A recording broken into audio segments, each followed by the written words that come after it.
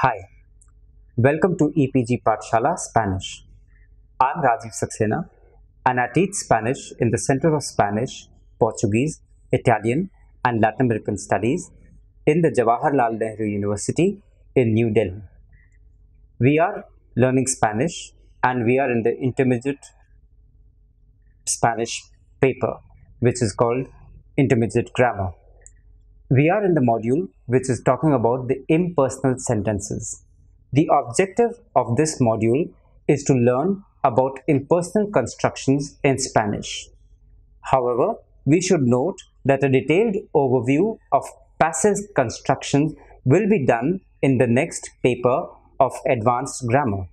So, over here, we will be just having a brief overview about the impersonal constructions in Spanish. It is not always possible to mention the subject of a sentence. Sometimes it is even desirable not to do so.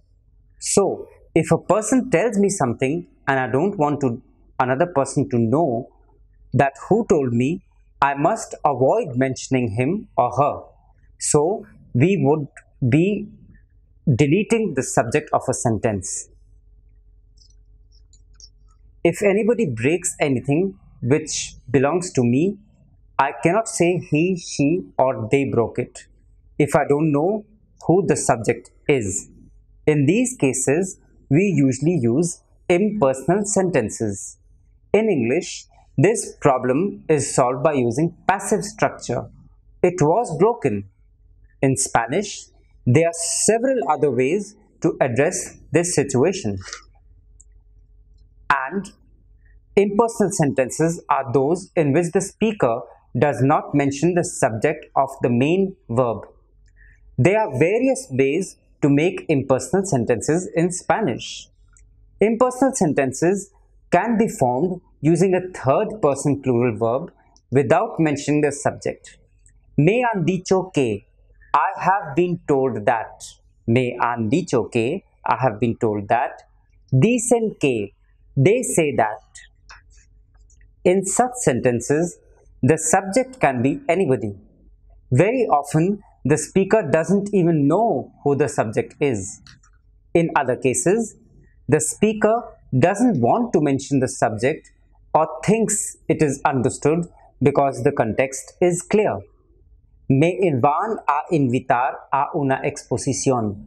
I am going to be invited to an exhibition. Me van a invitar a una exposición. So, the other example that I would like to pick up is nos están llamando. We are being called. Nos están llamando. We are being called. Les han encarcelado. They have been imprisoned. Les han encarcelado. Me han enviado este regalo. I have been sent this gift. Me han enviado este regalo.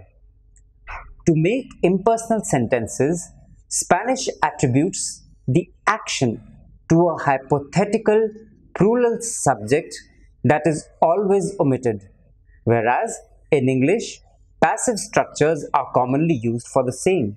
So, in Spanish, the action is attributed to a hypothetical plural subject that is always omitted. The third person singular verb forms. Spanish verbs whose actions cannot be attributed to a person, an animal, or a thing are impersonal. These verbs are always conjugated in their third person singular form. Nieve, it is snowing. No hace viento, it is not windy. Hace mucho frío, it is very cold. Hace mucho calor, it is very hot. For example, so, there are many personal verbs which can become impersonal when they are used with the relative pronoun que to introduce an opinion or a comment. Parece que Iqbal no tiene nada. It seems that Iqbal doesn't have anything. Parece que Iqbal no tiene nada. Another example would be Es obvio que él no es el presidente. It is obvious that he isn't the president. Es obvio que él no es el presidente. So we see that the relative pronoun que introduces an opinion or a comment. Parece que Iqbal no tiene nada. Es obvio que él no es el presidente. As you can see, whenever the neuter pronoun it is used with no reference to a person, an animal, or a thing, an impersonal verb is used in Spanish. Está oscureciendo. It is getting dark. Está oscureciendo. So, whenever we want to use the impersonal, we can also use the impersonal se, which is another way of making impersonal sentences by using the reflexive pronoun se with the verb. The grammatical number of the verb, singular or plural, used with the se depends upon whether the object is singular or plural. I repeat, for the impersonal se, by using the reflexive pronoun se with the verb, we are making the impersonal sentence.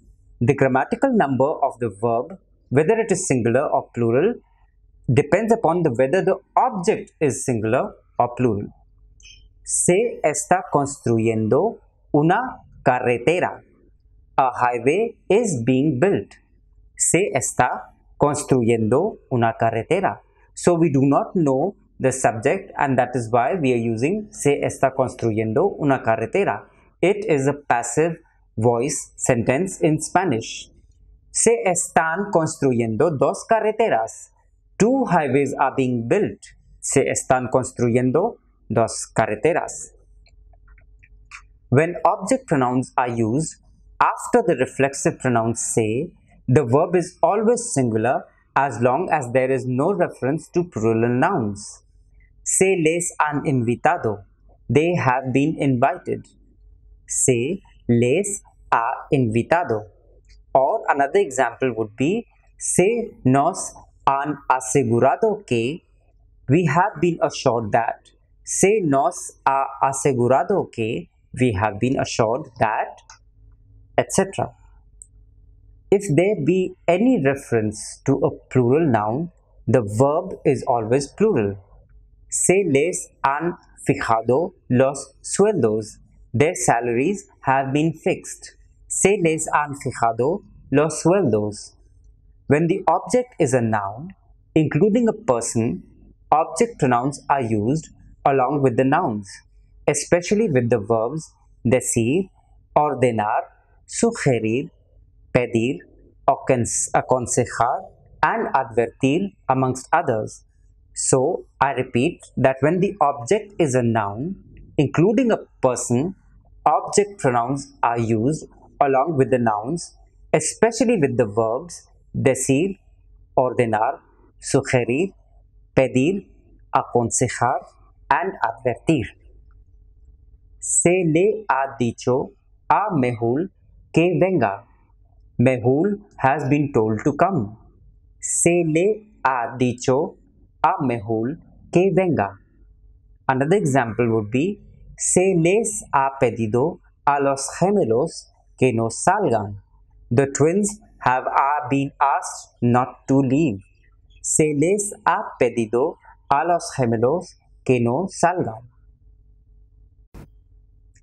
There are other Spanish constructions in which the agent or the doer is omitted. These include a variety of impersonal constructions. The translations about which we are going to be talking about will remind you that the equivalent constructions are also very common in English. So, the variety of impersonal constructions that are being used in Spanish are very similar to the English translations also. The other constructions which include is se plus intransitive Spanish verbs. Intransitive verbs have no direct object. For example, ¿Cómo se aprueba este examen? How does one pass the exam? ¿Cómo se aprueba este examen? Another example would be se está muy mal en la cárcel. One feels bad in jail. Se está muy mal en la cárcel.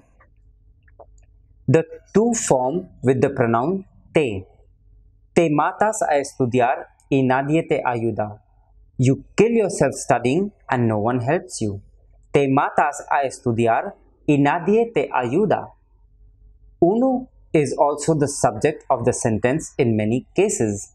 Uno no tiene derecho de hacer eso. One does not have the right to do so. Uno no tiene derecho de hacer eso.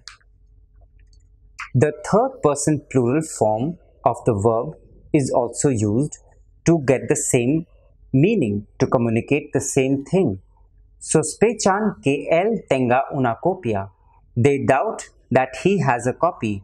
Sospechan que él tenga una copia.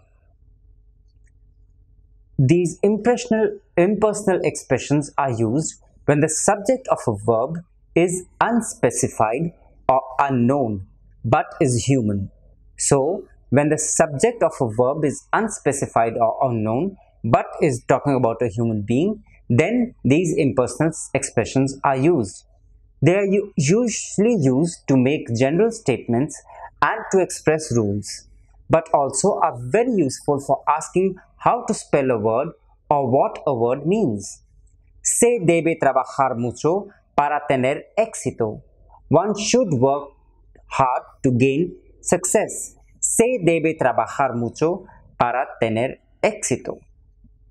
Or, se habla español en Costa Rica. They speak Spanish in Costa Rica, or Spanish is spoken in Costa Rica. Se habla español en Costa Rica. ¿Cómo se escribe chocolate? How do you spell chocolate? ¿Cómo se escribe chocolate?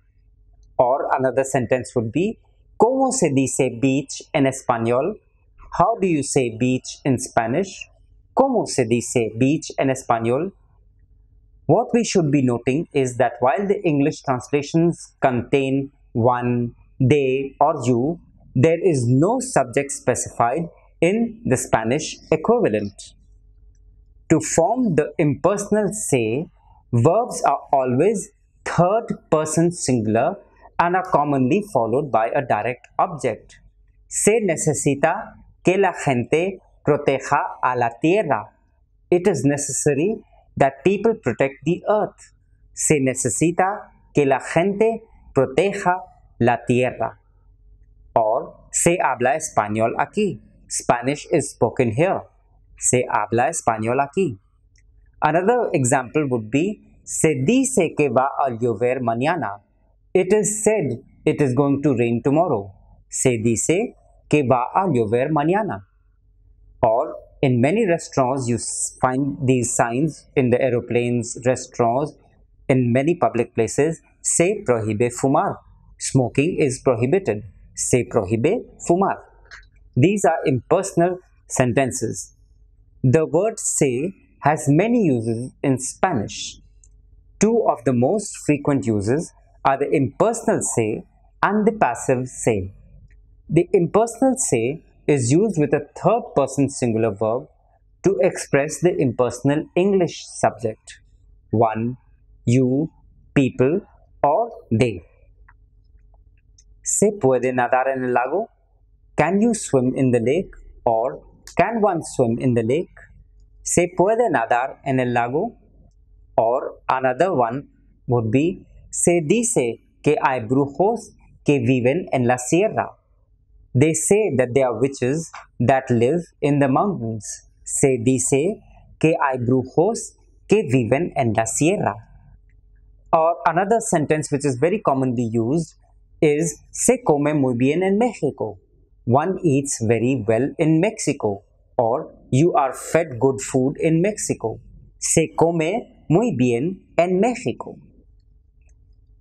The passive se is very similar to the impersonal se.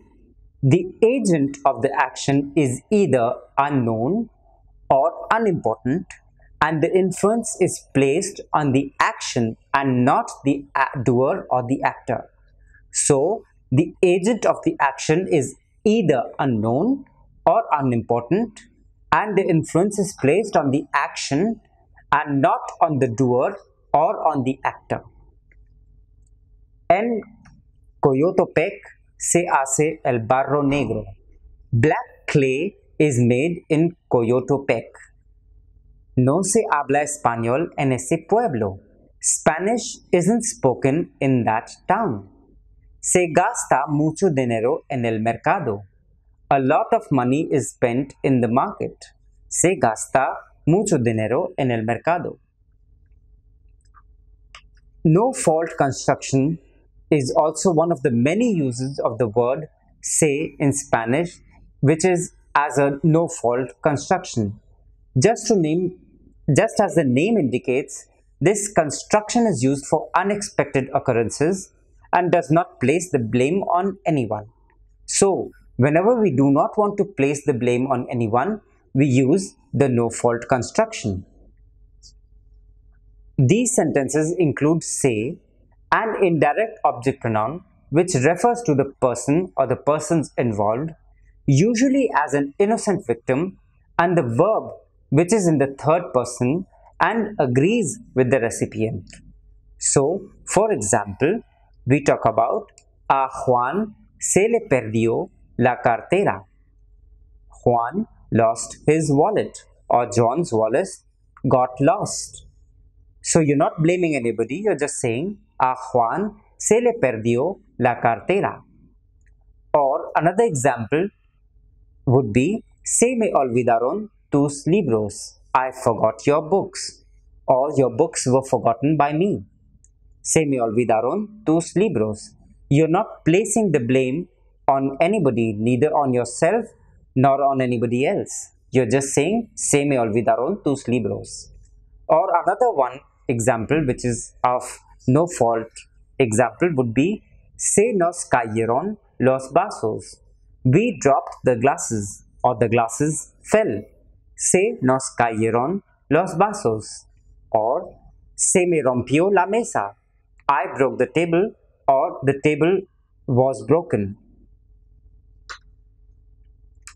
Another example which is very commonly used in Spanish would be se te ha acabado el dinero. Your money has run out. Se te ha acabado el dinero. So you're not accusing anybody, you're not telling him that his money has run out, that he's a spendthrift. You're just saying se te ha acabado el dinero. There is no fault construction is very commonly used. In fact, if you were not to use it, you would appear to have done the action on purpose. For example, another example would be rompí la mesa. The table was broken. Of course, you're talking about I. Or you can also say perdí mi tarea. I lost my homework. Both of these sentences would imply an intentional act on the subject's part. Another possible translation of the first sentence would be I broke the table on purpose. So, se is undoubtedly the most versatile of the Spanish pronouns. As you learn Spanish, you will come across se used in a variety of ways. For the beginner, it is not necessary to learn all those ways, although it can be helpful to be introduced to its various uses to help avoid confusion when you see it used in a different way that you haven't studied yet. So, we are giving a major list of the uses of se along with the examples in sentences in the e-text section. Take a printout and follow the video. As a reflexive pronoun, this is the most common use. As explained in the lesson on reflexive pronouns, such pronouns indicate that the subject of a verb is also its object. So, when the subject of a verb is also its object, the reflexive pronoun is used. In English, this is usually accomplished by using verbs such as himself or themselves. Se is used in the reflexive pronoun for third persons uses, including when usted or ustedes is the subject. Some verbs, as in the final two examples which we are going to be talking about, can be used reflexively in Spanish even though they aren't translated that way in English. So, the examples that you are going to be dealing with are Pablo se ve por el espejo. Pablo sees himself using the mirror. Pablo se ve por el espejo. Another example would be los padres no pueden oírse. The parents can't hear themselves. Los padres no pueden oírse. Another example would be Rebecca se perjudica por fumar. Rebecca is hurting herself by smoking. Rebecca se perjudica por fumar. Another example would be Benjamin Franklin se levantaba temprano. Benjamin Franklin got up early. Benjamin Franklin se levantaba temprano. Another example would be se comió los tacos. He ate up all the tacos. Se comió los tacos. As the equivalent of the English passive voices, we can also be using se. So, by using se, particularly when discussing inanimate objects, it is possible to indicate some sort of action without indicating who performed the action. So, whenever you're using se, when you're discussing inanimate objects, it is possible to indicate some sort of action without indicating who has performed the action. Grammatically, such sentences are structured in the same way that sentences using reflexive verbs are being used. In a literal sense, a sentence such as se venden coches means cars sell themselves. In actuality, however, such sentences would be the English equivalent of cars are sold, or more loosely translated, cars for sale. Se venden coches, or se venden libros, or se venden chocolates. So, cars for sale, books for sale, chocolates for sale. Se abren las puertas. The doors are opened. Se vendió la computadora. The computer was sold. Se vendió la computadora. Another example would be se perdieron las llaves. The keys were lost. Se perdieron las llaves. The keys were lost. Se prohíbe fumar. What we had said earlier also, smoking is prohibited. Se prohíbe fumar. We also use this as a substitute for le or les. When the indirect object pronoun le or les is immediately followed by another pronoun that begins with an L, the le or les is changed to se as a way to avoid having two pronouns in a low beginning with the L sound. So, to avoid having two pronouns by side beginning with the L sound, le lo, le la, we use se lo, se la. Déselo a ella. Give it to her. Se lo dijo a él. He told it to him. No se lo voy a dar a ellos. I am not going to give it to them. So, the impersonal se. In some sentences, se is used as an impersonal sense with regular verbs to indicate that people in general or no person in particular performs the action. I repeat, we use the impersonal se in some sentences where impersonal sense is being given with singular verbs to indicate that people in general or no person in particular performs the said action. When se is used in this way, the sentence follows the same pattern as those in which the main verb is used reflexively, except that there is no subject to the sentence that is explicitly stated. As the examples below show, there can be a variety of ways that such sentences can be translated into English. So, the examples that we are going to be talking about right now are: se maneja rápidamente en Lima. People drive fast in Lima. Se maneja rápidamente en Lima. Or another example would be: se puede encontrar cocos en el mercado. You can find coconuts in the market. Se puede encontrar cocos en el mercado. Another example would be: muchas veces se tiene que estudiar para aprender. Often you have to study to learn. Muchas veces se tiene que estudiar para aprender. So, to conclude, what we would like to say is that impersonal constructions should not be viewed as something difficult to grasp at all, because we have seen how easy it is to use it. All the rules are very clear and simple, but we need to do more exercises to learn how to use it.